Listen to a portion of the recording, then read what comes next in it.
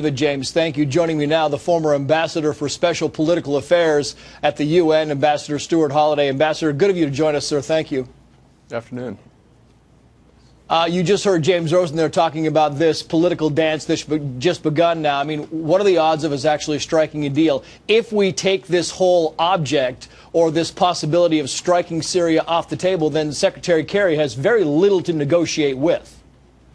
Well, I don't think we're going to take the options off the table. We've had a tough line with Iran for many years where we've said, look, we're not going to take anything off the table. That's different from, an imminent strike that's been effectively sort of triggered by the sort of the clock that looks at a short-term time frame attack. And I don't think you'll see a lot of rhetoric from the administration on that.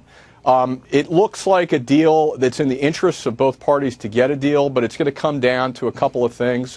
One is, what do you do about actually destroying these weapons in short order?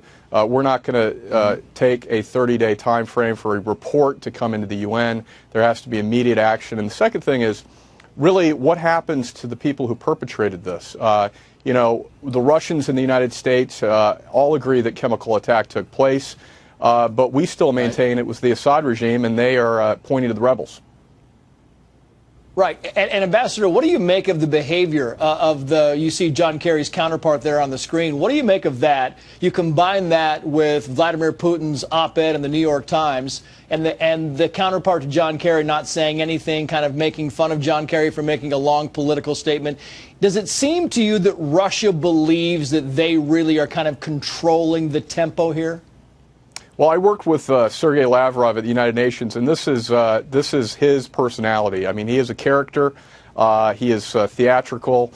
He's a tough diplomat. He's a serious man, and he and John Kerry have met almost 24 times in the last year. So I think in private they forged a pretty direct, constructive relationship. But of course, this is really about public diplomacy, and for the Russians, this is a moment for them to reassert their diplomatic leadership position that they've long sought in the region and come up with a solution that really defies the perception that America is controlling the agenda in the Middle East.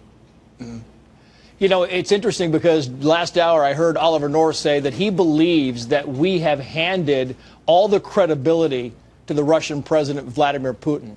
Do you buy that? I don't think so.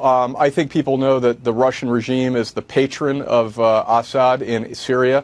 They know that the Syrian regime is a bad regime. Many people don't trust what comes out of Moscow. I thought the op-ed was obviously clever. It was intended to reach the American people at a time where they too are skeptical about the use of force.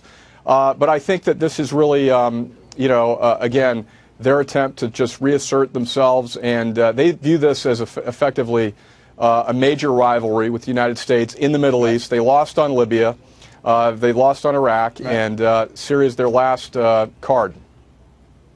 And conversely, I mean, what does it say about the administration's handling of this whole crisis when you have the op-ed from Putin and you have John Kerry going to Geneva now, and it seems like he's having to negotiate more than he wanted to there for the past 4 or 5 hours? Well, if you look at the big picture, we've always wanted Russian support for action on Syria. And if we wind up actually destroying the chemical weapons stockpile and effectively making Syria a safer place, and again, I say that again with a high degree of skepticism, there's a lot that needs to happen. That's actually an achievement, even if we had to do it in a way that we didn't really want to have it go forward this way. Yeah, I guess they are baby steps. Ambassador Stuart Holliday, Ambassador, good to see you, sir. Thank you. Thank you.